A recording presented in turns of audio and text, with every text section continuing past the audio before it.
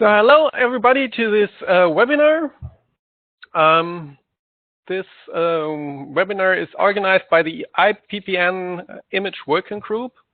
The IPPN Image Working Group currently consists mainly out of 5 people: Tony Brittmore, Sotos, Rick van der Sette, Scott Chapman, and Hanno Schaar. Hanno Schaar wanted to moderate this session today, but he couldn't made it, so I'm stepping in here on his behalf. So the Image Working Group of the IPPN is a group of people that want to advance the state of the art in image-based phenotyping for plants. And for that, they are, besides these webinars, they organize conference workshops and computer vision challenges. The next conference workshop, actually this year, the deadline is approaching. So in 2 weeks, there's the deadline for abstracts, and you're all very welcome to submit papers for that one. You see the internet address here. So in the last conference workshop, Ian Stavness submitted a contribution to the CVPPP. Ian Stavness is an assistant professor in the University of Saskatchewan. He leads the image and data analysis group in the Plant Phenotyping and Imaging Research Center at this university. And he took part in the leaf counting challenge, and he will present today his work and recent extensions to it. So with this, I want to hand over to Ian, and this might take a second. Okay.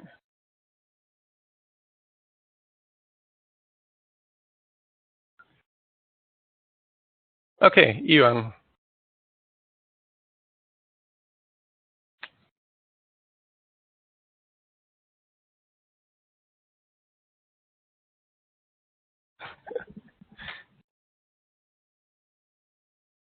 Okay.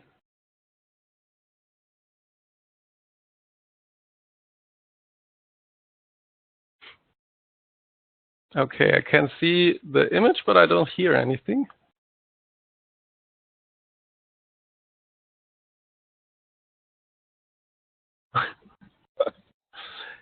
Okay.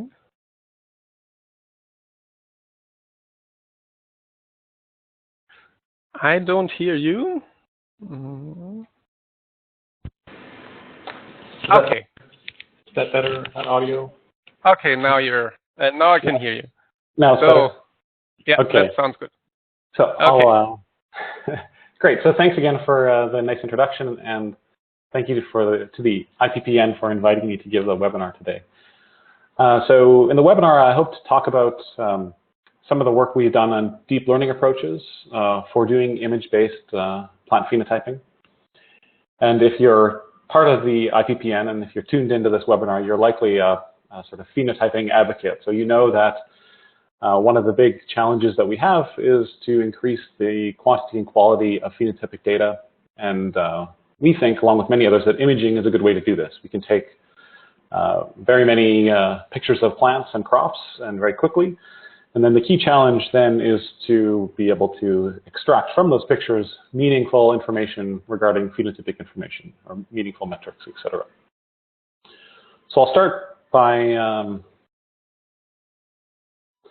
if we think about the landscape of image-based phenotypes, there are some plant phenotypes that are readily kind of measurable. So we would classify these as being linear functions of plant pixels. Things like shoot area, NDVI, etc. What we mean is that you can measure these fairly in a straightforward manner. There are another class of phenotypes that are nonlinear functions of plant pixels, but can be described with geometric statistics. So essentially, you can do geometric measurements on segmentations of plants to calculate these phenotypes, things like convex hull, center of mass, etc. Both of these general classes of phenotypes we think are good candidates for what we would call traditional image processing pipelines. So these are a series of image processing steps that transform an image into these meaningful measurements. And there's many good existing software applications out there to do this. Tony Pridmore's group has a host of software for doing root image analysis. There's the Plant CV project out of the Danforth Center that has nice tools for doing image analysis tools. We do, however, see a third category of phenotypes that are both nonlinear functions of plant pixels, as well as non-geometric descriptions of plant segmentations. So things like counting organs or leaves, estimating stress, growth, yield, etc. And for these more challenging phenotypes, we think that deep learning approaches are likely going to provide a lot of value for making measurements of these types of phenotypes. So the challenge with traditional pipelines for these more complex phenotypes is that generally you have many steps in the pipeline and many parameters to tune. Whereas deep learning approaches, so long as you have sufficient amount of examples, we can get very powerful results for estimating these phenotypes with these deep learning approaches. And I'll also mention that another area of motivation for deep learning is for images in non-controlled environments. So outdoor pictures of plants and crops, any of the phenotypes can be much more challenging to estimate because of the uncontrolled images. So changes in lighting, changes in wind where the plants are moving, and as well sort of messy backgrounds when you're outside in the field. So for those as well, we think deep learning is important. So in the webinar today, I'll talk about three main areas of research. One is on leaf counting, as Daniel mentioned, and the counting competition from the last workshop. We'll talk about some of the outdoor imaging we're doing that's motivating our use for deep learning approaches. And then we'll end with some examples for analysis of those outdoor images. And I have the chat open as well, so if you have any questions as we go, I'm keeping an eye on the chat, so you can sort of ping me on there as well. Great, so we'll start with some work on leaf counting. So I'll provide a general background to the types of deep learning approaches that I'll mention today. I will say that Mike Pound has a great webinar on IPPN that gives a really good background to deep learning and convolutional neural nets. So I definitely suggest you check that out. But briefly, the general idea of convolutional neural networks is a class of deep learning approaches, and particularly well suited for image analysis. So it's very commonly employed for many image analysis tasks. And the general idea is you have a set of filters that get convolved with an image, so sort of shifted across the entire image. And those generate filter activation maps or feature maps.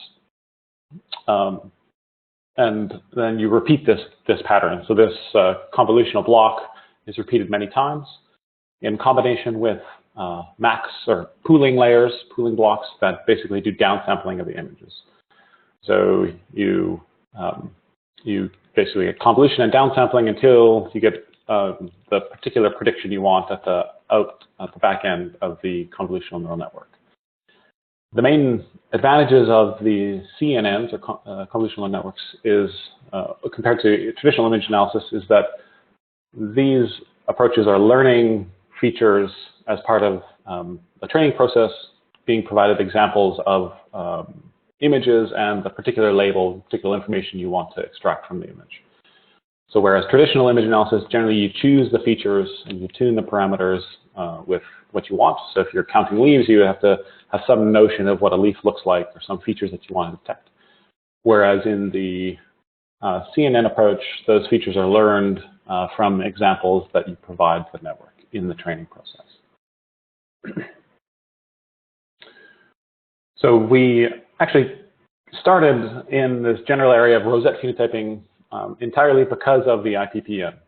So in the area of deep learning, since it's a supervised approach and we're providing examples of pictures and labels, data sets to train networks are sort of critical to the process.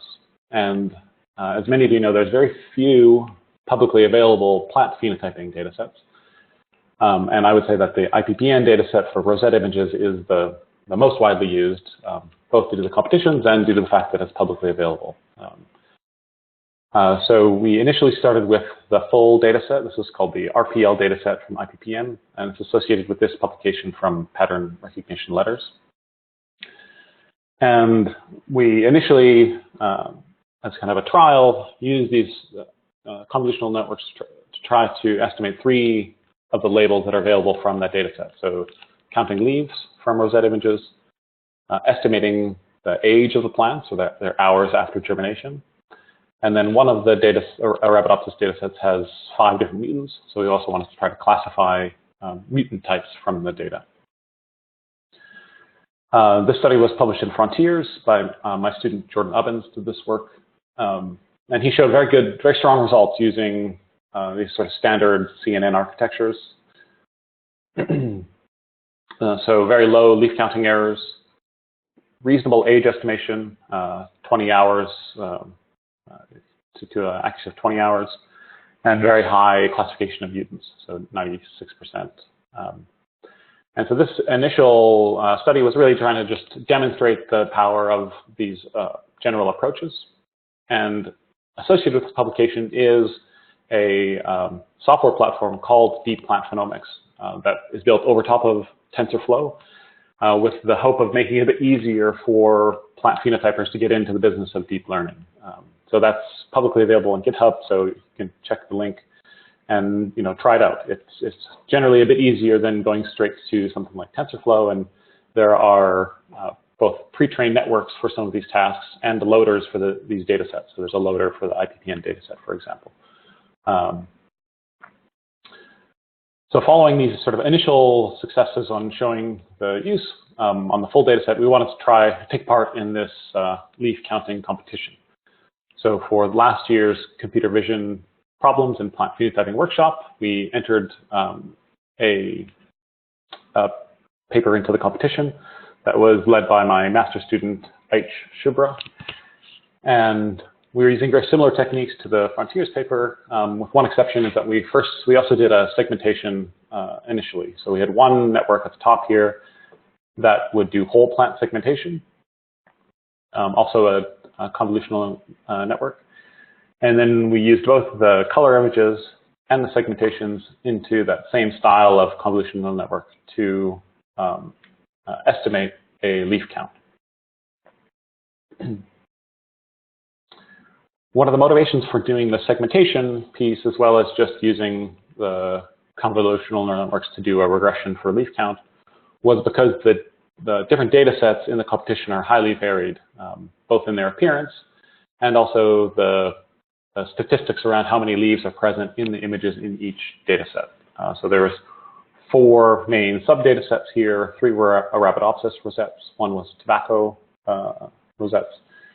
And you can see on the right here the distribution of leaves. So very different distribution in each data set.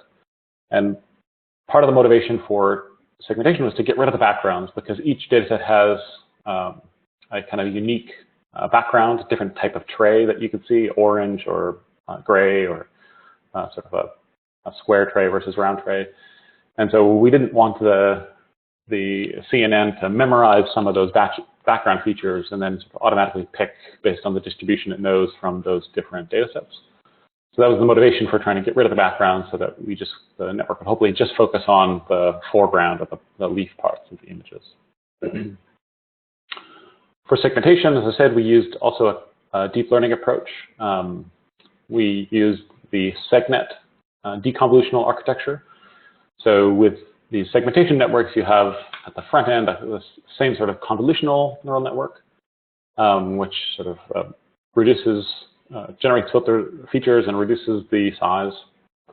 And then on the back end, you have it's called a deconvolutional neural network, which is convolutional blocks combined with upsampling blocks to get back to the full resolution as output. And then the output image you have is you train it to make a probability of this of the class segmentation.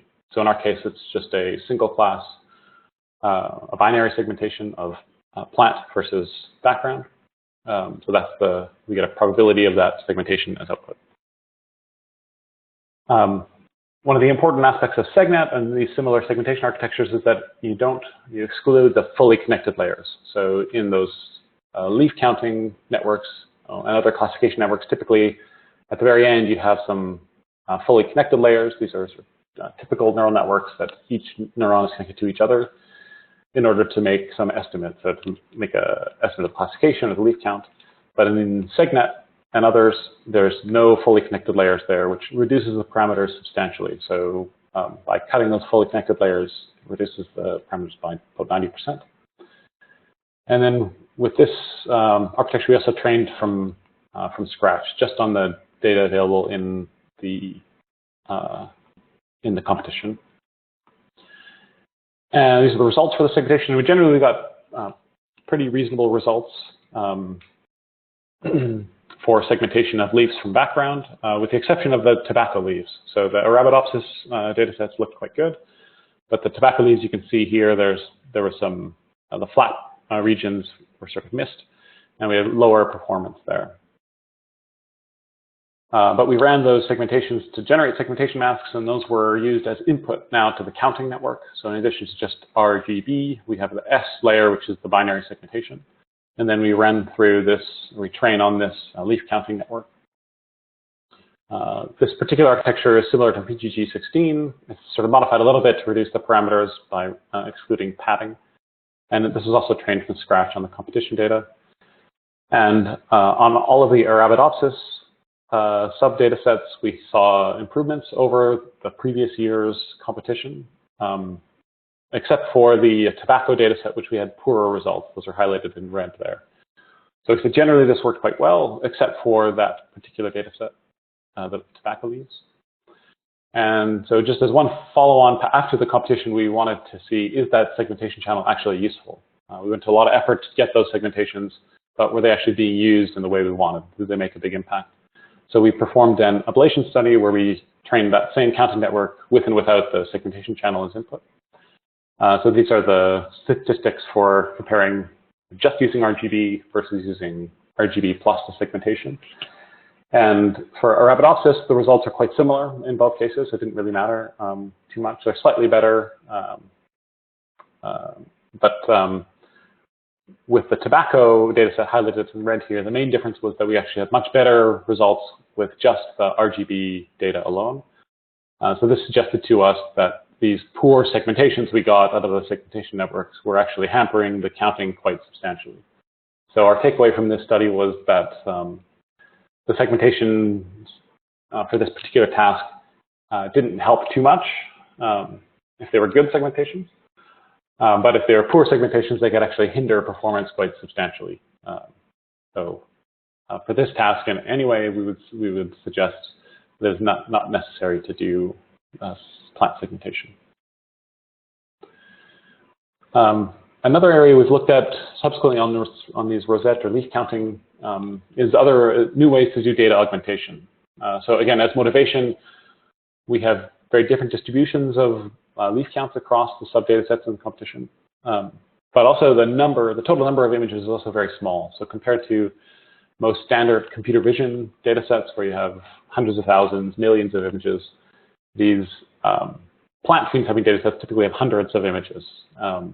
And so it presents a challenge for deep learning architectures because it's very easy for these very powerful deep learning networks to memorize the training samples and overfit the model on those training samples. And then when you come to give them novel examples at test time, they tend to do quite poorly. Or that's at least one challenge. One approach that's used to try to mitigate that problem of overfitting is data augmentation. So standard data augmentation would be you take your training images and you manipulate them in some ways to increase the size of the training set. So these can be rotating or flipping the images, skewing them or stretching them, changing the contrast or brightness, all in an attempt to try to make the network learn a more robust understanding of the training set so that when it comes to test time, they do better. So certainly in our competition submission and the original Frontiers paper, we were using these standard data augmentations already, but there's only so much gain we could get. And so we looked at other ways for augmenting data, And in particular, we looked at generating synthetic rosette plants and adding images of those synthetic or computer models as extra training data. So this was done in collaboration with Mick Cieslak and Przenkiewicz at the University of Calgary, who have a great research team doing these computer models of plants. And so you can see here an example of one of these computer-generated rosettes, a side view on the left and a top view on the right. And the underlying modeling framework is called L-systems-based models. So this is a mathematical formalism for describing branching structures in general and growing plants in particular. And so with a set of axioms, you can generate what are sort of biologically plausible virtual plants. So we adapted one of the Calgary group's Arabidopsis models and set it up to make similar virtual rosettes as were in the data set. So here you can see the examples of real images on the top and the synthetic rosettes on the bottom. So these data are, the models themselves are constructed from physiological parameters about measurements on Arabidopsis plants. And you can see that in these examples, the visual rendering is actually quite simple. The main purpose of these models was to get the right kind of structural or morphological, so the size of the leaves, their position in space. And that fits well with the resolution of the competition images, the IPPN images, because you don't see much leaf texture in those, and the background is mostly black. Of course, the Calgary group has more sophisticated modeling. You can really make photorealistic plants if you so choose. But for this, we were trying to investigate if these more structural models really helped in training deep learning. And we found they were quite effective. So if you train on synthetic plant images and then test on the real rosettes, you get good correlation in counts. If you train on the real data and test on synthetic, you also get good correlation. And the best result we found was augmenting the real training data with synthetic rosettes. So you kind of combine the synthetic rosettes with real, test on the real, and we get very good correlations. So we generally think this model-based augmentation, particularly for plant phenotyping, is a promising future direction, mostly because we're almost always dealing with very small data sets. So as much as we can use realistic models to generate good augmentations, I think it's a valuable direction to pursue.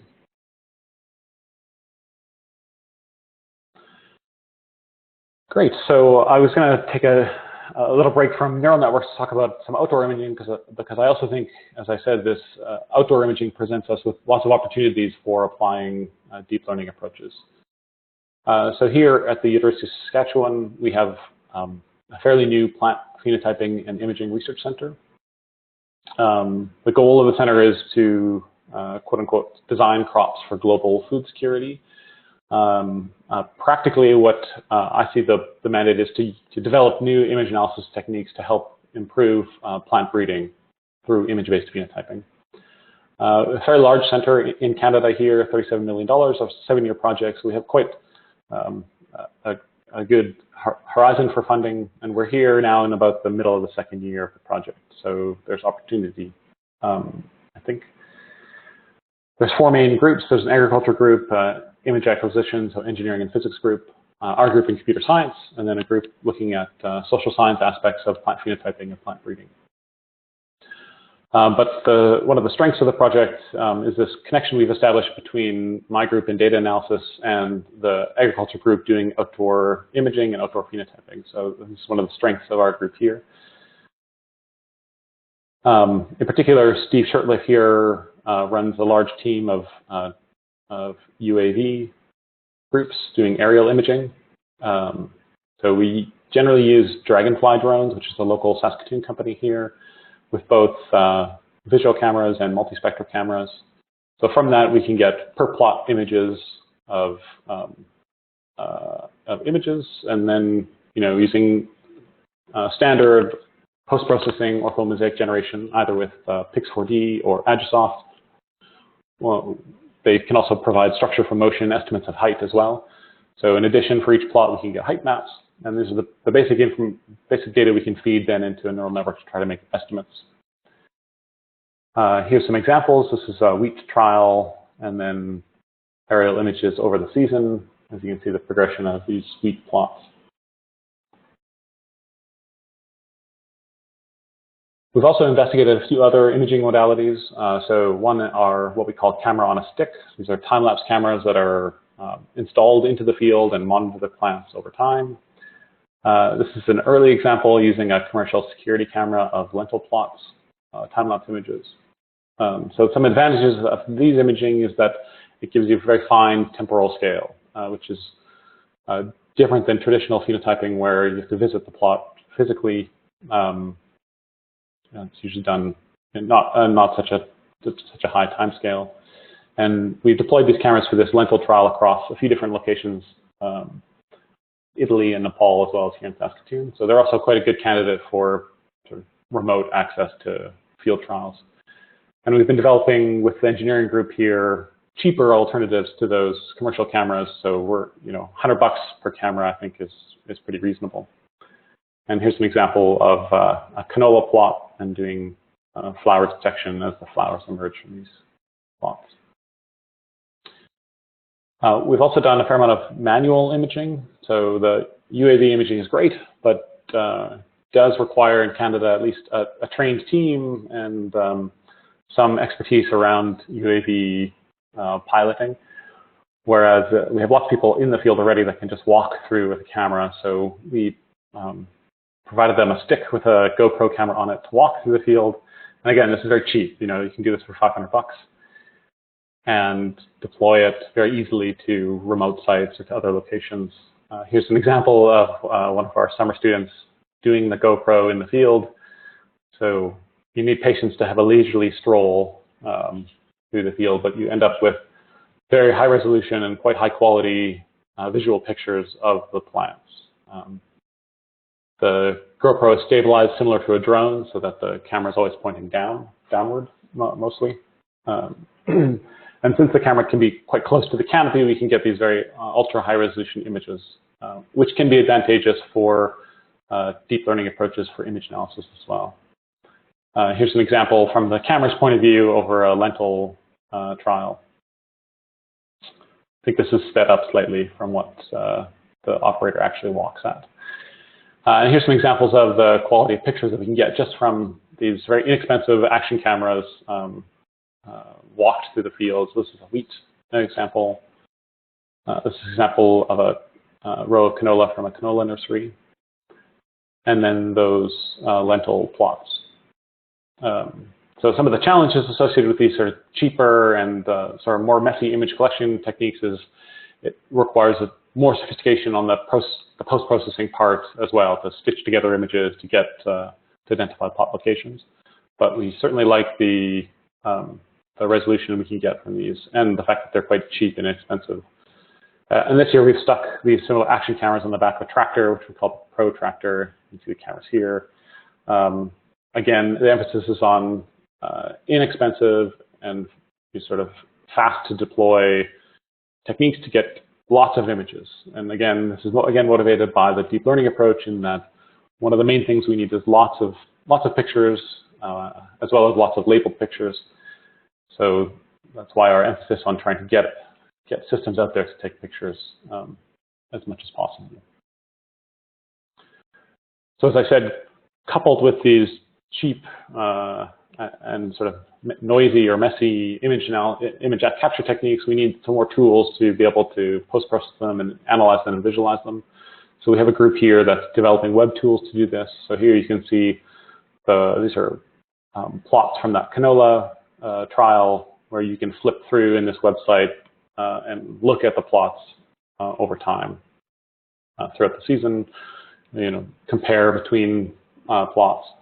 And the plan is to augment this with image-based metrics of phenotypes. So you can sort of easily compare flowering density, for example, between these different plots after the fact. But this requires image analysis techniques, deep learning techniques to actually make those estimates. So this is, again, the main challenge we have. So that comes to trying to process these outdoor images to extract information from them. And we've done some initial examples of plant counting. So for this study, we took those high-res GoPro pictures of early wheat plots here. So again, you can see the resolution that we can achieve.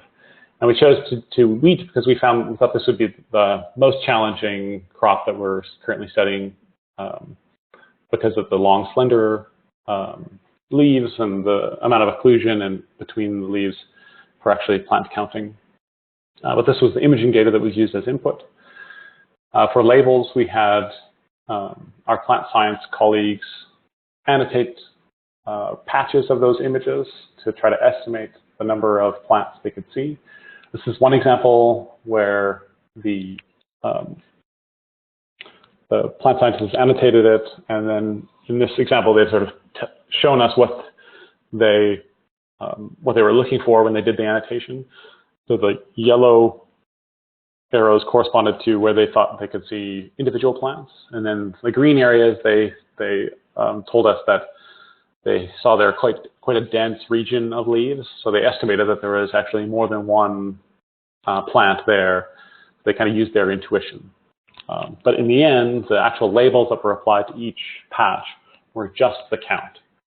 So for this image, this small patch of an image, we would know there's supposed to be 11 plants in that picture, but we don't know where they are, for example.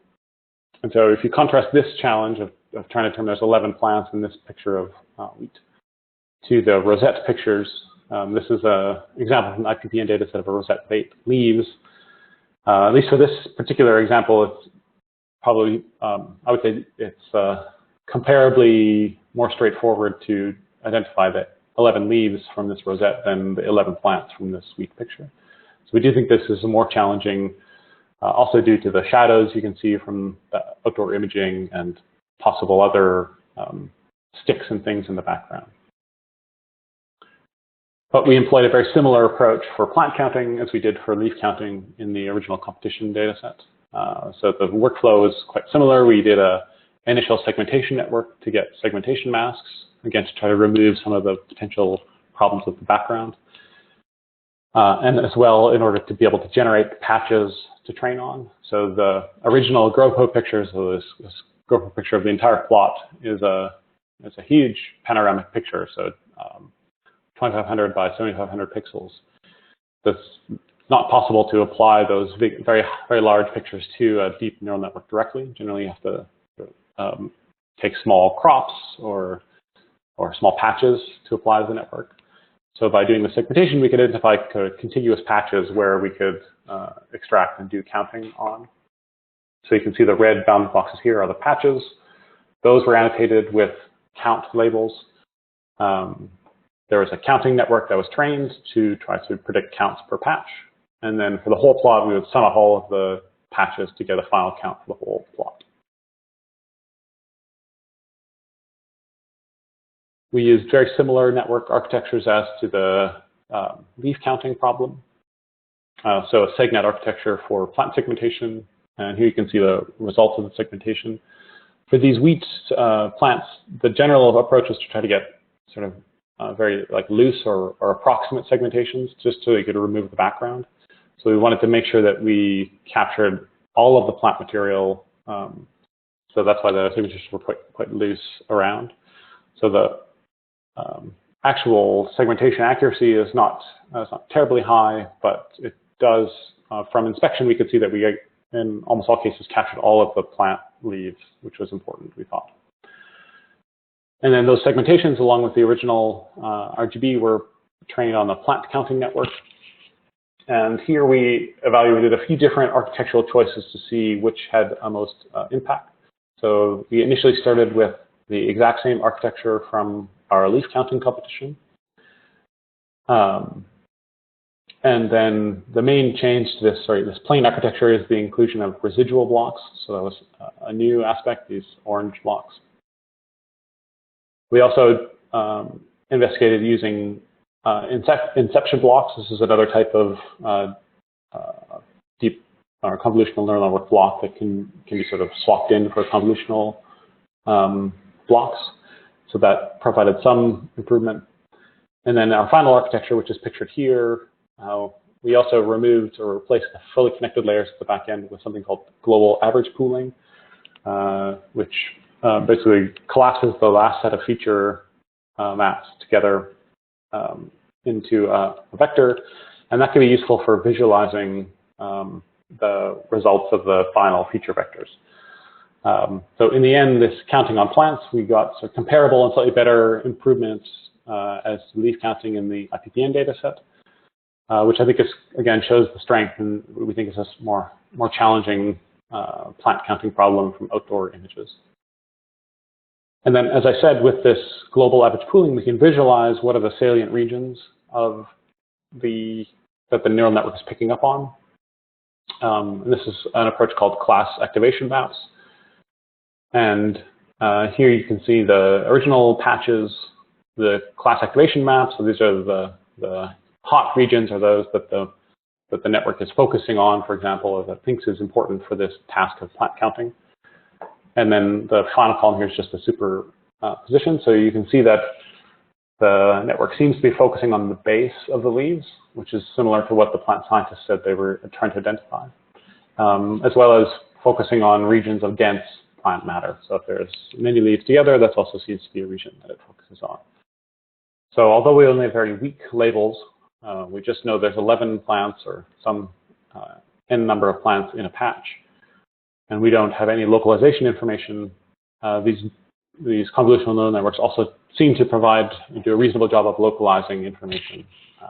And that's been shown in other domains, but it's verified here for the plant counting problem. And then finally, we've done some initial work looking at alternative segmentation architectures. So almost all of these segmentation networks have both an encoder part combined with a decoder part in order to, typically with convolutional blocks, in order to do this segmentation. So going from a color image to a segmentation mask or class segmentations. So we did a small study to look if that decoder aspect is actually that important. So there's a lot more extra computation, twice the computation required to do decoding, because it's basically a mirror image of the encoder part. So in this study, we looked at replacing that whole complex decoder network with a simple transformation, a depth-to-space transformation. So this means we basically just reshuffle the feature maps in the smallest layer here in order to reconstruct the full-sized image again, and then train that end-to-end in order to try to use it to do binary segmentation. And we thought in particular this might be useful for what we call fairly simple or easy segmentations. So binary segmentation problems where you just have object versus background, as compared to much more complex segmentation tasks where you have multiple classes that these encoder-decoder networks have been used for primarily. So by removing the decoder, we essentially reduce the complexity of training this network by half, roughly. And this simple operation actually provides very comparable results to the full segment. So we did this work for the deep globe road extraction challenge. So this is satellite images where we're trying to extract the roads from these pictures. And the first two segmentations here are from our depth-to-space models. So they're standard convolutional neural network backbones, the ResNet 50 or VG16, and then just this depth-to-space operation sort of tacked on in the end. And they got very comparable results to the full segment architecture that has the full convolutional, deconvolutional neural network. And so, of course, we hope to use these segmentation networks and comparatively simpler segmentation networks for plant segmentation from background. So this is an example of an aerial image of a lentil trial showing the rough or approximate segmentation that we get using these fairly simple models. So this is an area of feature direction that we're pursuing. So to summarize, hopefully I gave I hoped to provide some intuition and some notion of some of the deep learning approaches we've been employing in our research group, with the eye towards these more challenging outdoor phenotyping tasks. And I put these, again, these images of outdoor images data sets up here again, because I think for all of this area of trying to deploy deep learning approaches, it requires sort of at the forefront good data sets that can be used to train these models, and available data sets. So again, I commend the IPPN for leading the charge on this by providing some initial public data sets, but we hope that the community in general can see the value of sharing plant images and labeled plant images, and our group as well sees the value of that. So we do hope in PERC, P2RC, to curate some of these images of the crops that we're working on and make them publicly available for the community to use for their phenotyping research as well. And so I think all of the studies I've presented have code available for them, and those that use data that is ours, I think the data is also available. So I do encourage you to check out GitHub, and we're very open to collaboration, so don't hesitate to send me an email if you want to discuss deep learning and image-based phenotyping. Thanks very much. Thank you, Ian, for this interesting presentation. I don't know if you've seen the chat, so I haven't seen any questions yet on the chat. So if you have any questions to Ian, it's probably best that you just type them. Or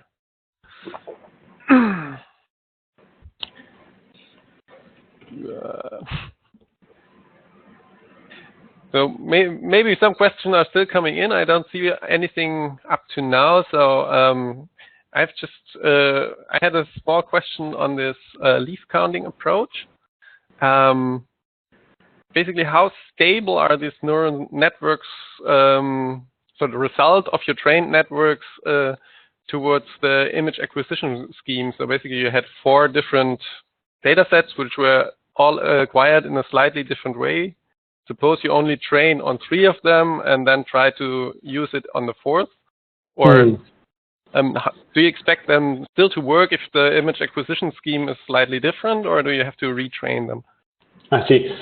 Yeah, so in our submission to the competition, we tried to create a network that was generalized across all 4 data sets. So we trained across them and then tested across them as well. The other winning entry from Sotos' group, they did a more detailed analysis of exactly what you asked about. So if you train on one data set and test on the others, or different combinations of. So I think their main takeaway, I think, result was that the more the better. So they get the best results by training across multiple data sets, similar to what we did. But they provide some nice analysis of that problem. So I would encourage you to check out that. I think the title is called Leveraging Multiple Data Sets for Leaf Counting. Okay, thank you. Yeah, and you're also seeing the chat, so there's coming questions from different participants. Maybe you just go directly to them. Sure. So one question is, could you give a characteristic rate for corrected segmentation of plant structures, leaves, using deep learning approaches such as Segnet? So perhaps the question is asking how long does it take to train? So it's true that these segmentation, in particular Segnet architectures, are quite heavy to train. So I think those, I'd have to ask each, but so roughly they take a day to 2 days to train these segmentation architectures. So they're quite heavy. And generally, since you're doing a segmentation task as opposed to a classification or something, they require a lot of memory as well. So you generally need 1 or multiple GPUs. Hence, this is part of our motivation for trying to get more simple segmentation architectures, just to reduce that the training expense, and to make them more appropriate for smaller size data sets and simpler segmentation tasks as well. Great. And then from Alex, the question is, I've been working on radiometric calibration of UAV orthomosaics. If we reduce the reflectance error in our image dataset by, say, 50%, how do you think that would affect your CNN results? Yeah, so it's an important question, you know, particularly with the outdoor imaging.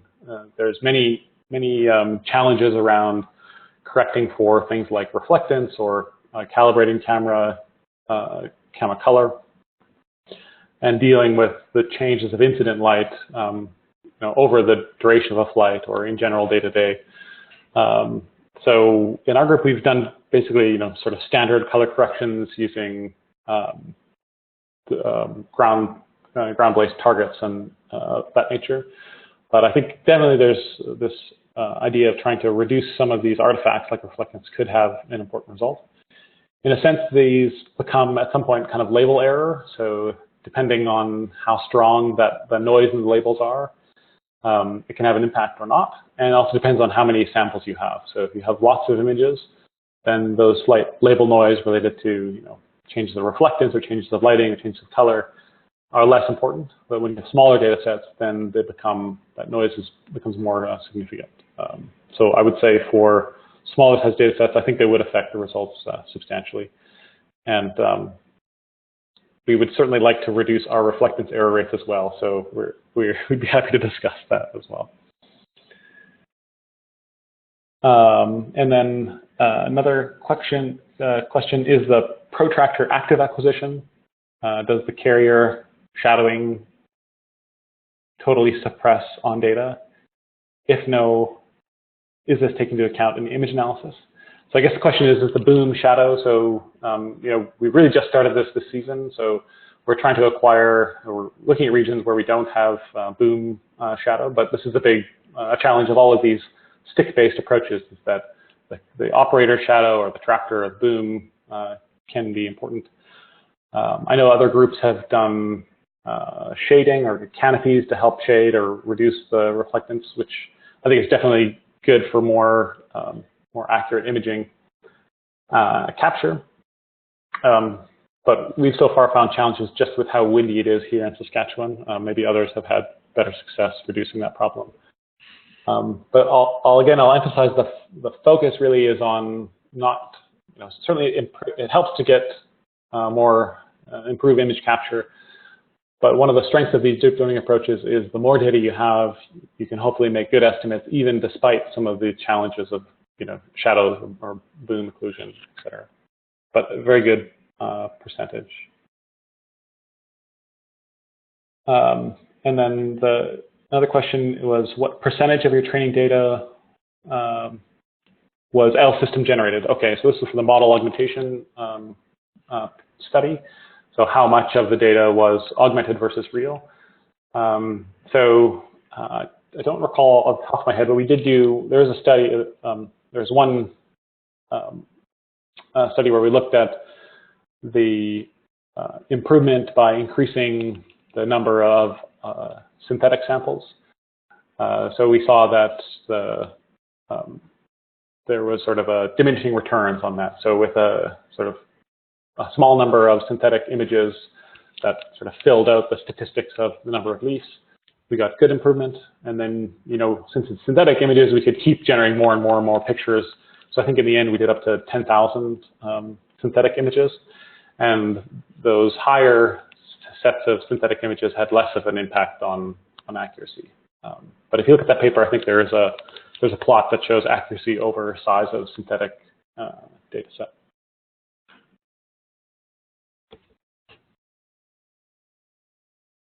Well, I think that have been all questions. So thank you again for this presentation. And I will then, not just stop the webinar recording here. Great. Thanks.